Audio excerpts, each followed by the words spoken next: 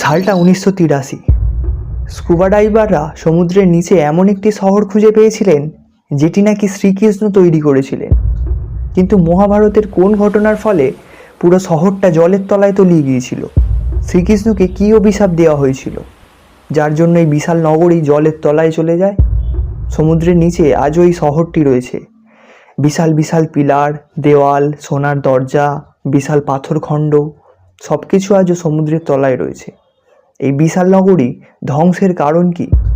এই নগর কত বছর পুরানো এবং এটি কোথায় অবস্থিত? এই সব কিছুই আমরা জেনে নেব এই ভিডিওর মাধ্যমে। তাহলে চলুন আর দেরি না করে আজকের ভিডিওটা শুরু করা যাক। দ্বারকা নগরী, শ্রীকৃষ্ণের তৈরি করা স্বপ্নের নগরী, যেটি গুজরাটের দেবভূমি দ্বারকা জেলায় অবস্থিত। হিন্দু ধর্মাবলম্বীদের কাছে চারধাম নামেও পরিচিত। চারটি প্রধান তীর্থস্থানের একটি হলো এই দ্বারকা। আবার এটা সপ্তপুরী নামেও পরিচিত। ভারতের 7টি প্রাচীনতম শহরের মধ্যে অন্যতম হলো এই দ্বারকা নগরী। হিন্দু শাস্ত্রে দ্বারকাকে শ্রীকৃষ্ণের শহর বলা হয়েছে। মনে করা হয় এটি ছিল গুজরাটের প্রথম রাজধানী। পৌরাণিক বিবরণ অনুসারে শ্রীকৃষ্ণ সমুদ্র থেকে 12 যোজন বা 96 বর্গ কিলোমিটার জমি পুনরুদ্ধার করে এই স্বপ্নের দ্বারকা নগরী তৈরি করেছিলেন, যা বর্তমানে দ্বারকা গুজরাটের একটি গুরুত্বপূর্ণ তীর্থস্থান হিসাবে পরিচিত। অনেকে মনে করত এই শ্রীকৃষ্ণের দ্বারকা নগরী একটি কাল্পনিক গল্প মাত্র, কিন্তু 1983 সালের ঘটনাটি দেখে সকলেই অবাক হয়ে যায়। যেটা দেখার পর সকলেই মনে করেন যে সত্যি দ্বারকা নগরী সমুদ্রের তলায় তলিয়ে গেছে। আসলে কি হয়েছিল সেদিন? সালটা ছিল 1983। আরব সাগরের মাঝে কয়েকজন স্কুবা ডাইভার জাহাজ থেকে ঝাঁপ দেয়। তারা গভীর সমুদ্রে কিছুর সন্ধানে গিয়েছিল। তারা সমুদ্রের 5 থেকে 6 মিটার গভীরে যাওয়ার পরই কিছু পাথরের পিলার দেখতে পান। তার আরও কিছুটা গিয়ে তারা যেটা দেখেছিল সেটা দেখে তারা অবাক হয়ে গিয়েছিল। তারা দেখেছিল আরব সাগরের তলায় ছিল এক বিশাল শহর, যেটা দেখে কোনোভাবেই মনে হচ্ছিল না যে সেটা মনুষ্য সৃষ্ট। দেখে মনে হচ্ছিল ভগবানের এক বিশাল শহর। আর সত্যিই তাই, সেটা ছিল শ্রীকৃষ্ণের স্বপ্নের শহর দ্বারকা নগরী। প্রথমে তো তারা বিশ্বাস করেনি। সেখান থেকে সেখানকার কিছু পাথরের টুকরো নিয়ে এসে পরীক্ষা নিরীক্ষা করার পর দেখে তারা বুঝতে পারেন যে সেই পাথরগুলি মহাভারতের আমলের। এরপর থেকে মনে করা হয় এটাই শ্রীকৃষ্ণের দ্বারকা নগরী, যা ধীরে ধীরে জলের তলায় তলিয়ে যায়।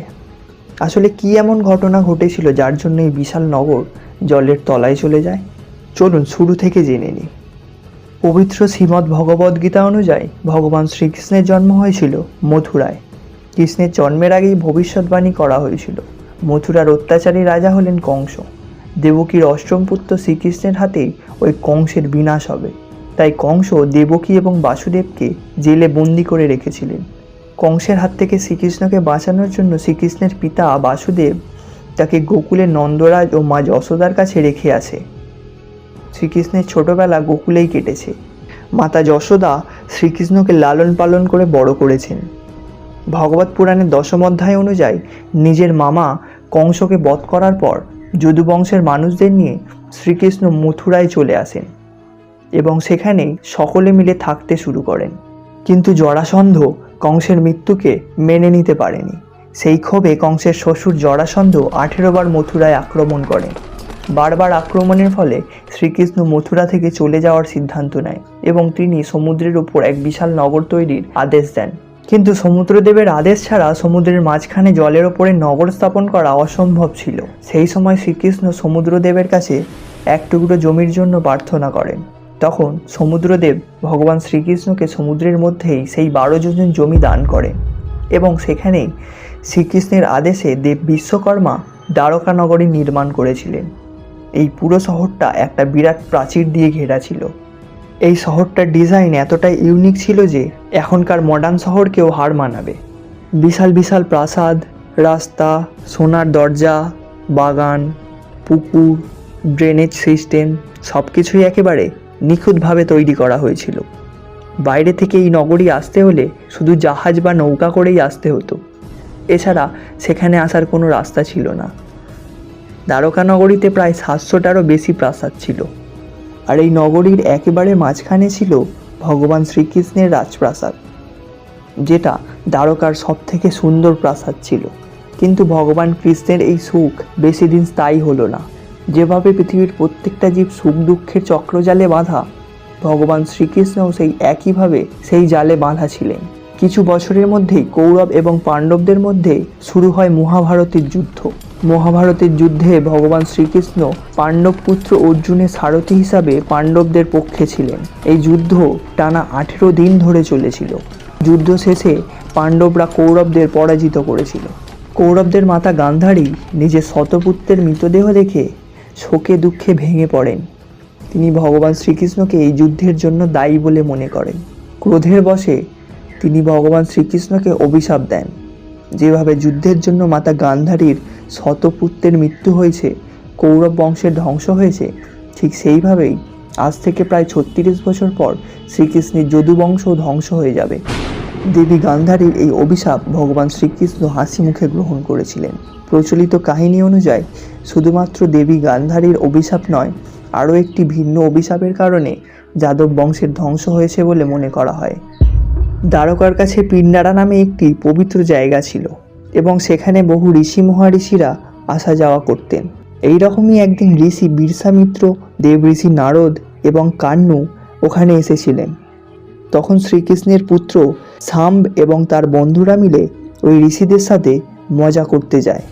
ঋষিদের বোকা বানানোর জন্য শাম্বের বন্ধুরা তাকে একদম মেয়েদের মতো করে সাজিয়ে শাড়ি পরিয়ে ঋষিদের কাছে নিয়ে যায় এবং গিয়ে বলেন এই মহিলা গর্ভবতী, এর পেট থেকে কন্যা না পুত্র কার জন্ম হবে।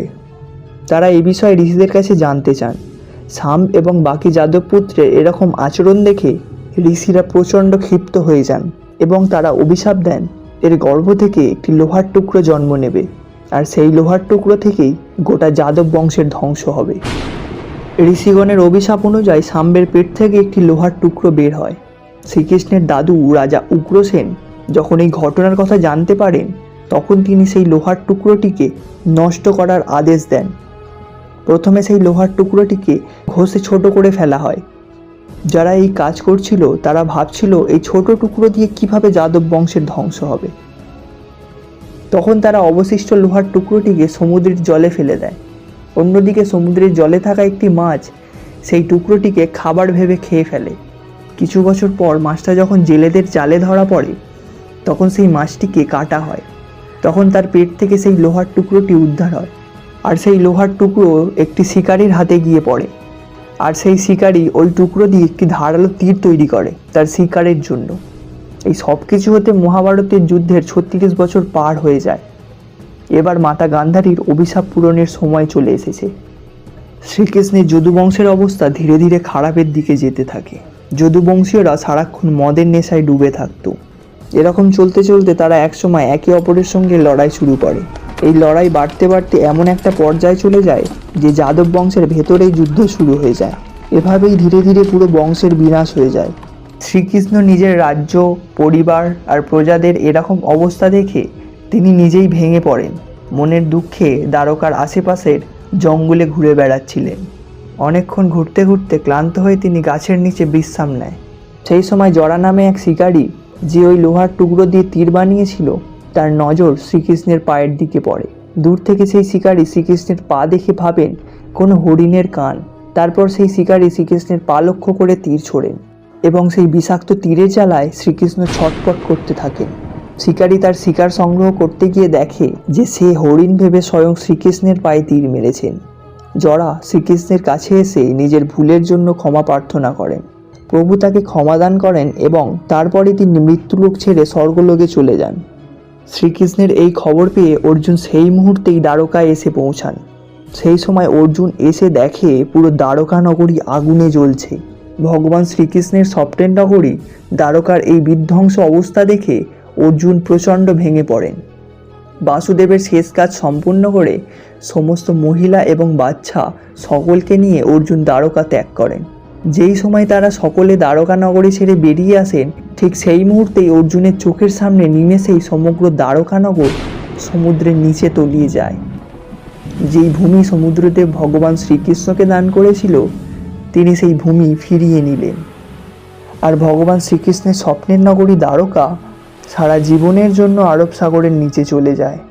বহু খোঁজার পর পুরাণে উল্লেখিত এই অপূর্ব নগরী দ্বারকার অস্তিত্ব প্রমাণ করা সম্ভব হয়। আর অনেকেই মনে করত এটা সম্পূর্ণরূপে একটা কাল্পনিক গল্প মাত্র, কিন্তু সত্যিটা একদিন সামনে চলেই এলো। সর্বপ্রথম 1930 সালে দ্বারকা নগরের খোঁজ শুরু হয়, আর বেট দ্বারকা থেকে কিছু প্রমাণও পাওয়া যায়, এবং বিজ্ঞানীরা মনে করেন দ্বারকা সমুদ্রের মাঝখান থেকে উঠে আসা একটি জমিতে তৈরি করা একটি বিশাল শহর। কিন্তু যখন জল এসে আবার সেই জায়গাটাকে গ্রাস করে তখন শহরটা ডুবে যায়। আবার 1963 সালে প্রত্নতত্ত্ববিদদের নিয়ে খোঁজ শুরু হয়, যাতে বহু পুরানো মূর্তি এবং কারুকার্য করা শিল্পকলার খোঁজ পাওয়া যায়। এরপর 1983 থেকে 90 সালের মধ্যে এই মিশনটাকে কমপ্লিট করার জন্য এস.আর. রাও এবং তাদের টিম সার্ভে শুরু করেন। বহুদিন ধরে খোঁজাখুঁজির পর তারা জলের নিচে নানা রকমের প্রমাণ খুঁজে পান। এই সার্ভেতে রাওয়ের টিম জলের নিচে প্রায় 560 মিটার লম্বা একটি দেওয়াল খুঁজে পান, যেটার গঠন মহাভারতে থাকা দ্বারকা নগরীর সাথে প্রায় মিলে যায়। পৌরাণিক কাহিনী অনুযায়ী দ্বারকাতে প্রায় 50টারও বেশি পিলার ছিল, আর এই সার্ভে চলাকালীন আর্কিওলজিস্টরা প্রায় 30টারও বেশি বিশালাকার পিলার খুঁজে পান। আর এর আশপাশ থেকে অনেক এরকম টুকরো পাওয়া গেছে যা দ্বারকা নগরীর অংশ বলে মনে করা হয়। এছাড়াও তারা সেখানে বড় বড় পাথরের থাম এবং অনেক বড় বড় মূর্তি, এরকম সব জিনিস তারা দেখতে পান। কিন্তু প্রশ্ন হচ্ছে, এটাই যে দ্বারকা নগরী তার কি প্রমাণ রয়েছে? এই সমস্ত প্রশ্নের উত্তর পাওয়ার জন্য প্রত্নতত্ত্ববিদরা কার্বন ডেটিং করার সিদ্ধান্ত নেন। এটার মাধ্যমে বোঝা যায় যে কোনো বস্তু কত বছর পুরানো হতে পারে। ডক্টর নরহরি আচার মহাভারতে উল্লেখ করা গ্রহের অবস্থা ও বর্ণনা দেখে বিশ্লেষণ করে জানান যে মহাভারতের যুদ্ধ 3126 খ্রিস্টপূর্বে হয়েছিল, আর সেই সময় অর্থাৎ দাপর যুগে দ্বারকা নগরী তৈরি করা হয়েছিল। আর এই পাথরগুলি যখন কার্বন ডেটিং করা হয় তখন দেখা যায় যে সেই পাথরগুলি ওই সময়কার। তবে এরপরও কিছু অভিজ্ঞ ব্যক্তিগণ এই যুক্তি মানতে নারাজ। ওই পাথরগুলো তো যে কোনো সময়কার হতে পারে। এরপর প্রত্নতত্ত্ববিদরা সমুদ্রের গভীরে ওই শহরের এলাকা মাপতে শুরু করেন, আর অদ্ভুতভাবে এই এলাকার আয়তন ছিল 12 যোজন। অর্থাৎ ভগবত পুরাণ অনুযায়ী ভগবান শ্রীকৃষ্ণের দ্বারকা নগরীর আয়তনও ছিল 12 যোজন, যেটা সমুদ্রদেব ভগবান শ্রীকৃষ্ণকে দান করেছিলেন তার স্বপ্নের নগরী তৈরি করার জন্য। শুধু তাই নয়, এই জায়গায় অনেক নোঙরও পাওয়া গেছে, যা দেখে মনে করা হয় এই জায়গায় এক ঐতিহাসিক বন্দরও ছিল। এই বন্দর থেকে ভারত আরব ছাড়া অন্যান্য দেশের সঙ্গে বাণিজ্য করত। এরপর সার্ভে চলতে চলতে তা বন্ধ হয়ে যায় কিছু কারণের জন্য। এছাড়াও 2007 সালে এএসআইয়ের একটা টিম সেই জলের তলা থেকে কিছু পাথরের টুকরো সংগ্রহ করে আনেন। এরপর এএসআই থেকে সেই টুকরোগুলোকে দেশ বিদেশের সব প্রত্নতত্ত্ববিদদের কাছে পাঠানো হয় পরীক্ষার জন্য। বিভিন্ন দেশে এসব পাঠানোর আরেকটি অন্যতম কারণ হলো সেই সংস্থাগুলি দ্বারকার অস্তিত্ব সম্পর্কে যাতে বিশ্বাস করেন। কিছু বছর পরীক্ষা নিরীক্ষার পর জানা যায় এই পাথরগুলি সিন্ধু সভ্যতার থেকেও পুরানো। বৈজ্ঞানিকরা শুধুমাত্র সমুদ্রের নিচেই না, তারা মাটির নিচেও প্রায় 10 মিটারের বেশি খনন করে। সেখান থেকে বহু পুরানো মুদ্রা এবং শিল্পের নমুনা পাওয়া যায়, আর এখনও পর্যন্ত এই সার্ভে চলছে। আজ থেকে প্রায় 3500 বছর আগে যে ভূমিতে ভগবান শ্রীকৃষ্ণ তার স্বপ্নের নগরী তৈরি করেছিল তা কিন্তু সমুদ্রের ওপরেই হয়েছিল। সমুদ্র তল বাড়ার সাথে সাথে ভগবান শ্রীকৃষ্ণের ওই নগরী সমুদ্রের তলায় বিলীন হয়ে যায়। কিন্তু এখানে প্রশ্ন হচ্ছে, সমুদ্র তল ধীরে ধীরে বাড়ে, কিন্তু মহাভারতের সেই পর্বে অর্জুনের চোখের সামনে সেই সময় একটা বড় ঢেউ এসে সমগ্র দ্বারকা নগরীকে গ্রাস করে নিয়েছিল। এখনও অনেক মানুষ আছে এগুলো এবং পুরাণ ছাড়াও বিভিন্ন গ্রন্থে যেসব ঘটনার কথা আমরা শুনেছি সেসব তারা আজও কাল্পনিক মনে করেন। এরকম অনেক প্রমাণ রয়েছে যেগুলো শুনলে আপনারাও বিশ্বাস করতে বাধ্য হবে। তো বন্ধুরা, এই ছিল আজকের ভিডিওটা ভালো লাগলে একটা লাইক করে দাও, আর কমেন্টে জানাও তোমাদের কীরকম লাগলো, আর তোমার বন্ধুদের সাথে শেয়ার করে তাদেরকেও জানার সুযোগ করে দাও। দেখা হচ্ছে নতুন একটা ভিডিও নিয়ে। ততক্ষণ সকলে ভালো থাকবেন, সুস্থ থাকবেন, আর আমাদের এই চ্যানেলের সাথে জুড়ে থাকবেন। ধন্যবাদ। আর কৈলাস পর্বতের রহস্য সম্পর্কে জানতে হলে এই ভিডিওটা দেখো। টাটা।